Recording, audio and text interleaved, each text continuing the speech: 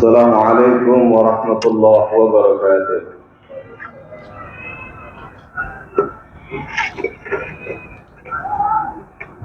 الله أكبر الله أكبر الله أكبر الله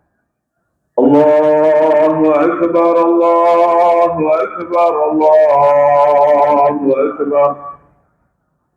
الله أكبر الله أكبر الله أكبر الله أكبر الله أكبر كثيرا والحمد لله كثيرا وسبحان الله بكرة وأصيلا لا إله إلا الله ولا نعبد إلا إياه مخلصين له الدين ولو كره الكافرون لا إله إلا الله وحده صدق وعده ونصر عبده وعز جنده وهزم الأحزاب وحده لا إله إلا الله والله أكبر الله أكبر ولله الحمد. الحمد لله الذي جعل اليوم عيدا للمسلمين ووحدنا بأيده كأمة واحدة من غير الأمم ونشكره على كمال إحسانه وهو ذو الجلال والإكرام. أشهد أن لا إله إلا أنت وحدك لا شريك لك اللهم ملك الملك تؤتي الملك من تشاء وتنزع الملك ممن تشاء وتعز من تشاء وتذل من تشاء بيدك الخير إنك على كل شيء قدير وأشهد أن محمدا عبدك ورسولك اللهم صل وسلم على حبيبنا المصطفى الذي بلغ الرسالة وأدى الأمانة ونصح الأمة وعلى آله وأصحابه ومن دعا إلى الله بدعوته وجاهد في الله حق جهاده. أما بعد فيا عباد الله أوصيكم ونفسي وإياي بتقوى الله فقد فاز المتقون. معاشر المسلمين rahimakumullah. Alhamdulillah rabbil alamin. Marilah kita panjatkan puji syukur kita kehadirat Allah Subhanahu wa taala, Tuhan semesta alam yang telah banyak melimpahkan rahmat karunia kenikmatan pada kita semua lahir dan batin. Salawat dan salam semoga senantiasa dilimpahkan pada Sayyidul Anbiya wal Mursalin Rasulullah Muhammad sallallahu alaihi wasallam. Demikian juga semoga diluberkan pada keluarga beliau, sahabat-sahabat beliau, dan seluruh umat Islam yang senantiasa mengikuti jalan kenabian beliau. Alhamdulillah, sudah sepantasnya kita bersyukur pada Allah. Pada hari yang mulia ini kita bersua untuk melaksanakan salat Idul Adha yang nanti dilanjutkan dengan kurban. Alhamdulillah kita masih bisa diberikan kesempatan oleh Allah untuk melaksanakan itu semua. Pada hari ini umat Islam di seluruh dunia mengemakan takbir, tahlil dan tahmid sebagai umat yang satu. Satu akidah, satu syariah, satu kiblat yang sama dan satu syiar. Pada hari ini pula jutaan kaum muslimin menunaikan ibadah haji. Mereka bersatu di tempat yang sama, dengan pakaian yang sama, dengan syiar yang sama, dengan syariah yang sama, dan tujuan yang sama, yakni mewujudkan ketaatan pada Allah Subhanahu wa taala. Semoga pemandangan ketaatan dan persatuan ini bukan hanya kita lihat pada hari ini saja, tapi kita berharap juga bisa kita lihat pada hari-hari yang lain. Ma'asyiral muslimin rahimakumullah. Marilah pada kesempatan singkat ini kita belajar mentadabburi apa yang disampaikan oleh Allah dan apa yang disampaikan oleh Rasulullah dalam hadis-hadisnya. Demikian juga marilah kita untuk mentafakuri apa yang pernah terjadi dan apa yang dialami oleh umat Islam pada kesempatan hari ini. secara fitri, sebagaimana dalam Quran dan hadis, secara fitri setiap manusia dikaruniai oleh Allah gharizah, naluri untuk melanjutkan keturunan. Di antara perwujudannya adalah kecintaan pada seorang ibu, kecintaan pada bapak, kecintaan pada anak dan istri. Karena secara fitri manusia terdorong untuk mencari pasangan dan melahirkan keturunan. Dan itu pula yang kita saksikan dalam kisah yang mulia diabadikan dalam Quran, yakni keluarga Nabiullah Ibrahim alaihissalam.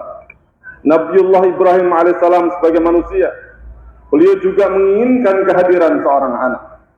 Meski usianya kian senja, Nabi Ibrahim terus berdoa mohon diberikan anak yang soleh pada Allah Subhanahu wa ta'ala.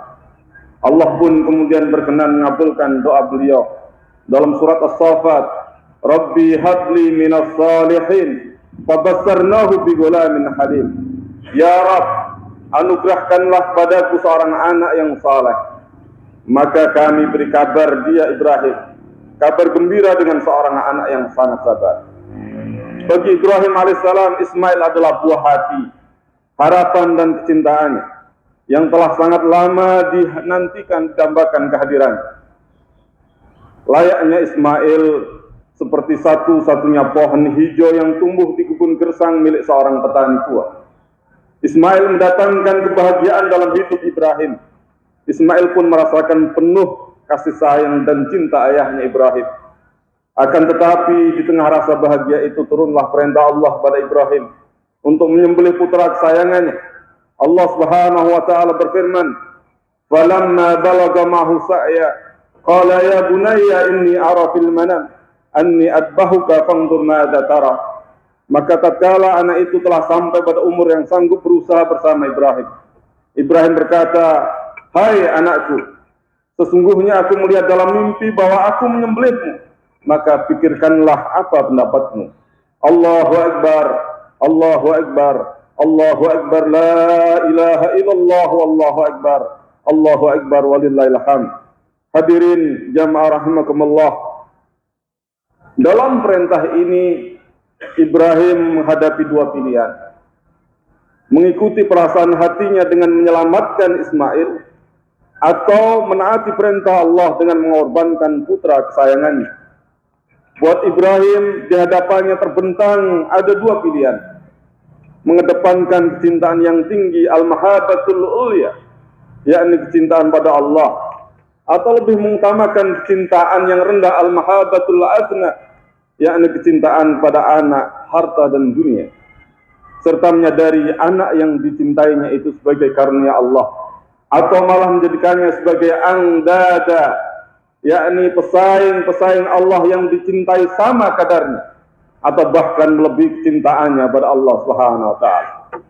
Jamaah sekalian rahimakumullah, dalam ibadah kurban ini mengingatkan pada kita akan ketaatan keluarga Nabiullah Ibrahim alaihissalam.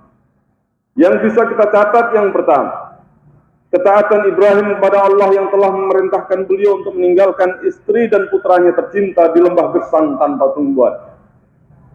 Selanjutnya juga ketaatan beliau kepada Allah yang telah memerintahkan beliau untuk menyembelih putra tercintanya yang telah dinanti kehadirannya sejak lama. Yang kedua, ketaatan istri beliau yakni Hajar saat ditinggal sendiri bersama putranya Ismail di padang pasir yang tandus tanpa siapapun yang menemani di sana. Yang ketiga, ketaatan putra beliau yakni Ismail alaihissalam yang dengan sabar dan berserah diri menerima perintah Allah meski perintah itu akan berakibat hilangnya nyawa.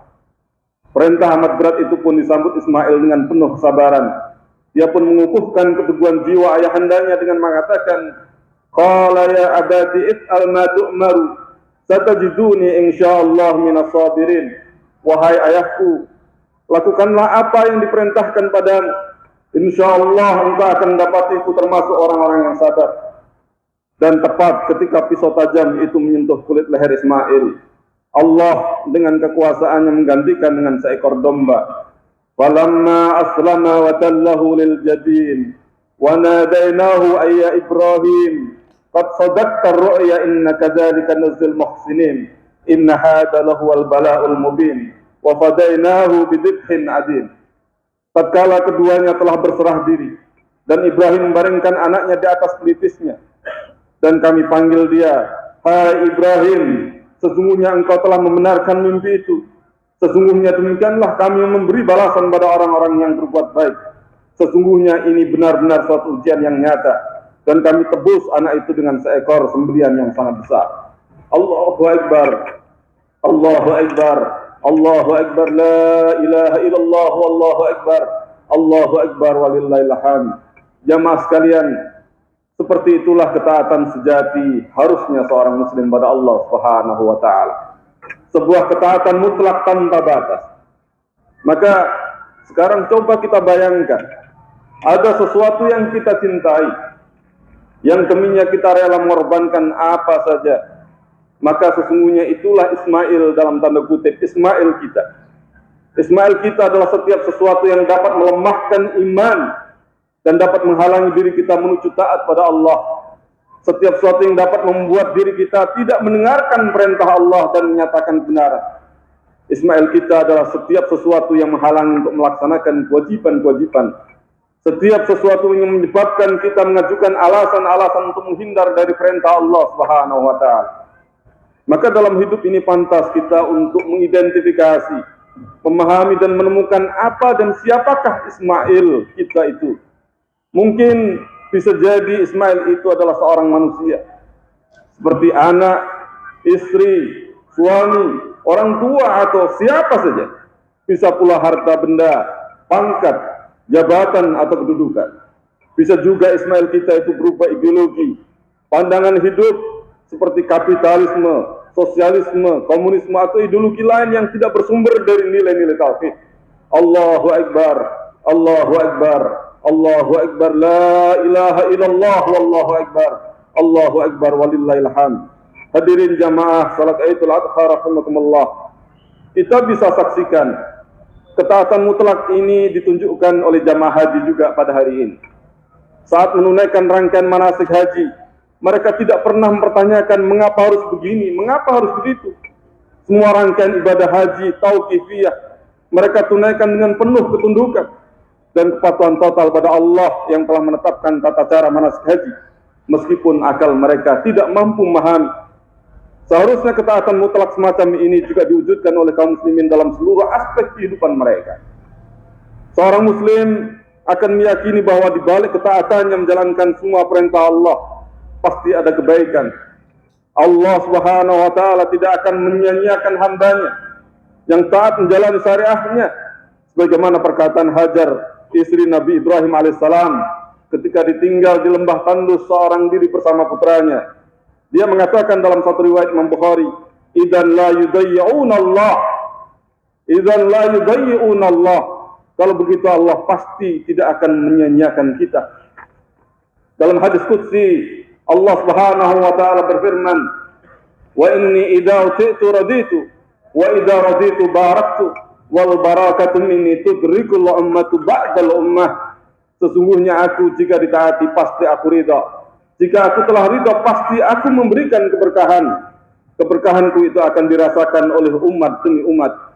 Maka jika Allah pasti memuliakan orang yang taat kepadanya, maka sebaliknya dia akan menghinakan orang yang maksiat kepadanya dan berbuat zalim. Wa qad khaba man hamala zulma. Sungguh pasti merugi orang yang melakukan kezaliman. Dan banyak puluhan ayat yang lain menjelaskan tentang ancaman Allah atas orang-orang yang meninggalkan perintah Allah, meninggalkan hidayah Allah, meninggalkan jalan hidup yang telah diberikan oleh Allah dan Rasulnya pada kita. Sebagaimana Al-Quran menegaskan, wa imma ya'tiyannakum minni huda faman ittaba'a hudaya wa la yadhillu wa la yashqa wa man a'rada an dzikri fa inna lahu ma'isyatan dhanka wa nahshuruhu yaumal qiyamati a'ma qala rabbi lima hasartani a'ma wa qad kuntu basira qala kadzalika atatka ayatuna wa nasitaha wa kadzalika al-yawma tunsa. Bukankah telah datang dari Allah, dari aku, maksudnya dari Allah, al-huda, hidayah, jalan hidup, petunjuk hidup. Faman ittaba'a hudaya fala yadhillu wa la yashqa. Barang siapa yang dia mengikuti hidayah itu, Fala yadillu, dia tidak akan pernah tersesat, wala yashqa, dan tidak akan pernah celaka. Para mufassirin berikan penjelasan, tidak akan pernah celaka fid dunya wal akhirah. Tapi sebaliknya Allah menegaskan ancamannya.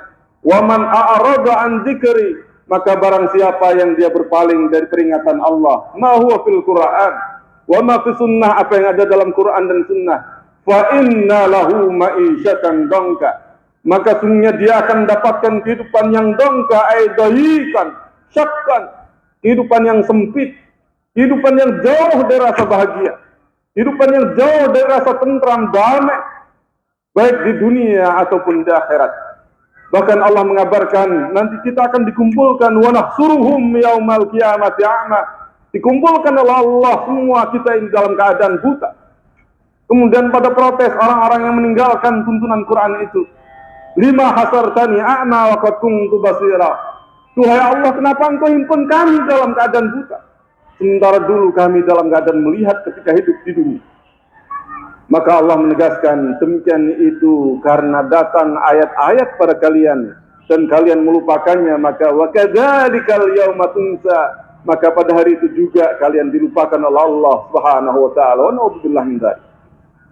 Jamaah sekalian yang dirahmati Allah Subhanahu wa taala. Maka soal ketaatan, soal qanaah, rasa penerimaan yang penuh tanpa ada kesangsian sedikit pun atas tuntunan Allah, yakni al-Islam, hidayah yang sangat besar ini menentukan nasib kita dunia dan nasib kita di akhirat. Ini soal kematian kita dan kehidupan kita. Kita hidup selamat dengan syariat, dan keselamatan kita di akhirat nanti juga ditentukan sejauh mana seseorang itu menjadi orang yang taat, orang yang berserah diri, orang yang qanaah, orang yang takwa menjalankan perintah-perintah Allah Subhanahu wa taala selama dalam kehidupan dunia. Oleh karena itu, jamaah sekalian yang dirahmati Allah Subhanahu wa taala, kalau kita rasakan hari ini banyak krisis menimpa kaum muslimin, baik dalam kehidupan pribadi, dalam kehidupan keluarga, dalam kehidupan bermasyarakat, politik kenegaraan, keterpurukan yang saat ini menimpa kaum muslimin di berbagai belahan dunia termasuk di Indonesia, itu lebih karena disebabkan mereka tidak taat secara total pada Allah Subhanahu wa taala. Bagi orang yang mukmin, ini jawaban yang tidak bisa ditawar. Ketidaktaatan seorang mukmin dalam kehidupan pribadi, dalam kehidupan keluarga, dalam kehidupan bernegara jauh dari tuntunan Allah, ini akan menjadi sebab dari sekian sebab utama yang akan menghancurkan kehidupan mereka. Yang jauh lebih besar adalah kehancuran di akhirat. Musibah dan krisis yang menimpa negeri ini, sebagaimana Allah jelaskan, fa in tawallaw fa'lam annama yuridullah an yusibahum bi ba'di dzunubihim. Dalam surat Al-Maidah dijelaskan, jika mereka berpaling dari syariat Allah, ketahuilah bahwa Allah bermaksud menimpakan musibah kepada mereka akibat sebagian dosa-dosa mereka. Ketaatan pada Allah secara total dengan menjalankan syariahnya adalah jalan yang harus kita tempuh. Jalan ini memang terjal dan penuh dengan tantangan. Tapi kita harus yakin bahwa di balik perintah Allah dan di balik pelaksanaan syariah-syariah Allah dalam berbagai aspek kehidupan, itu pasti akan melahirkan maslahat kebaikan pelakunya. Sebagaimana dalam kaidah usul, haitsu ma yakunu syar'u an takunal maslahah, di mana saja syariah diterapkan, pasti akan mewujudkan kemaslahatan. Ketaatan pada Allah secara total yang menjalankan syariahnya dalam seluruh aspek kehidupan bisa dilaksanakan jika kaum muslimin memiliki kekuasaan. Ya ma'asyiral muslimin rahimakumullah, soal kekuasaan ini adalah kebutuhan mutlak, karena kekuasaan ini menjadi institusi pelaksana kian tanfid sebagaimana penjelasan para ulama bagi hukum-hukum Islam. Tanpa ada kekuasaan, maka pelaksanaan syariah ini hanya sebagian yang bisa kita lakukan. Bahkan ini adalah menjadi ketaatan yang parsial. Betapa pentingnya kekuasaan ini, ya Allah mengajarkan pada baginda Rasulullah Muhammad SAW untuk berdoa mohon kekuasaan. Waj'alni min ladunka sultanan nasira.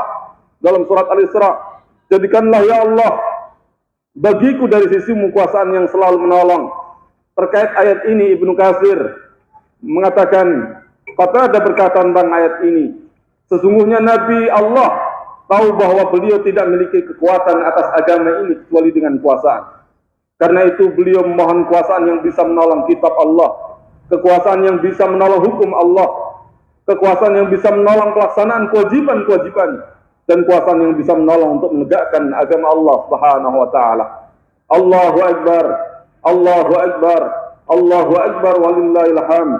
La ilaha illallah wallahu akbar. Kaum muslimin yang dirahmati Allah Subhanahu wa taala.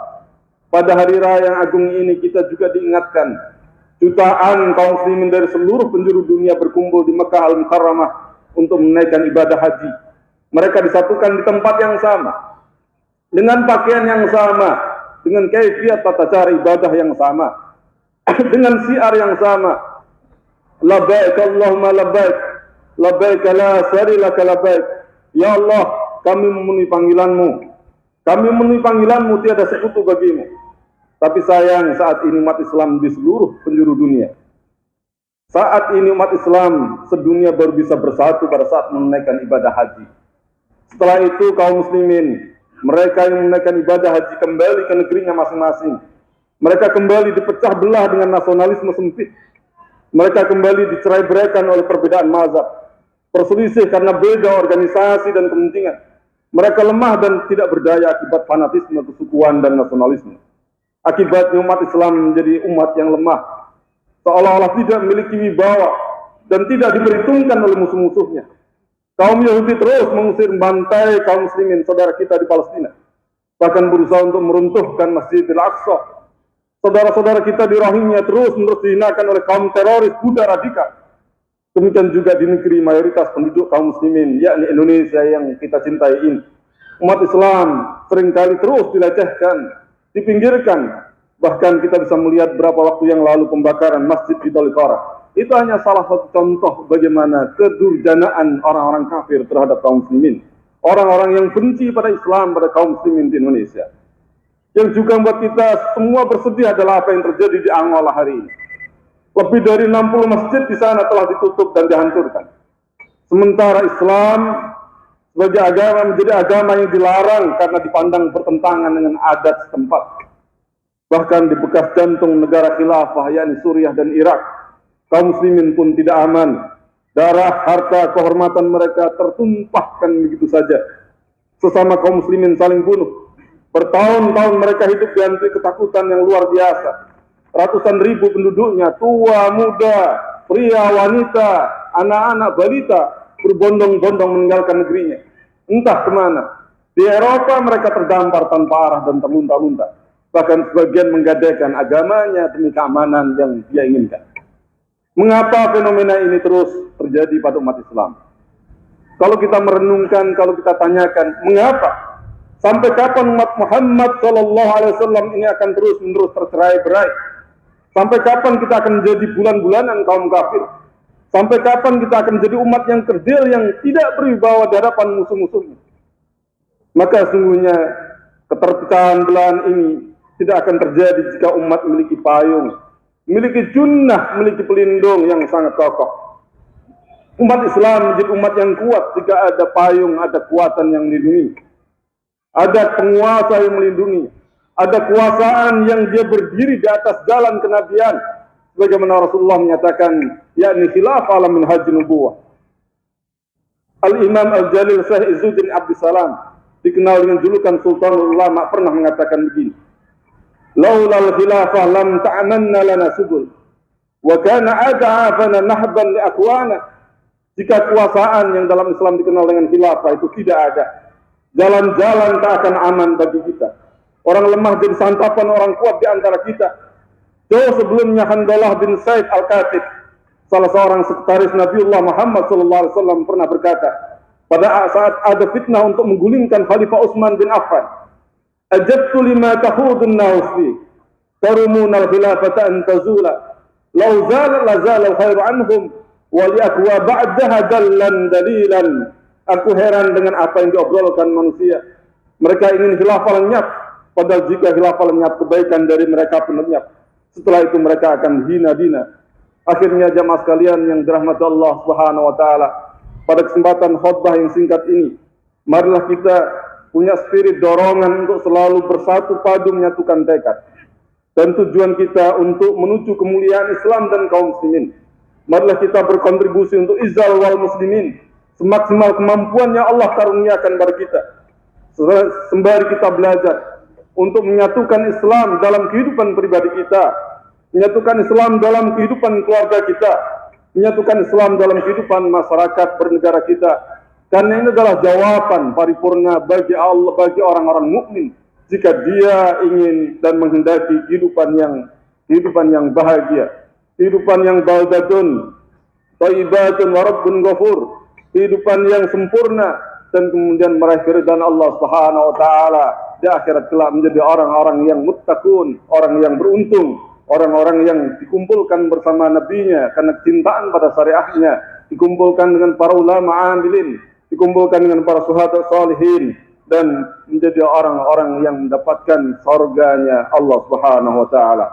Jamaah sekalian yang dirahmati Allah Subhanahu wa taala, di akhir khutbah ini marilah kita mohon pada Allah mengadahkan tangan kita, menundukkan hati dan pikiran kita, merasakan kelemahan, kedaipan, kefakiran kita pada Allah Subhanahu wa taala.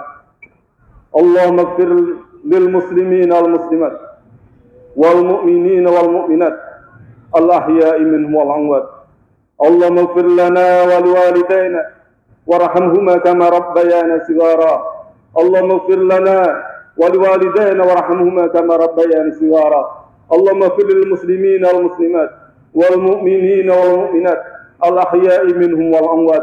Rabbana zalamna anfusana fa in lam taghfir lana wa tarhamna lanakunanna minal khasirin. Allahumma taqabbal minna du'aana ya mujibas sa'ilin. Allahumma taqabbal minna du'aana ya mujibad da'awat. Innaka antas sami'ul alim wa tub 'alaina innaka antat tawwabur rahim.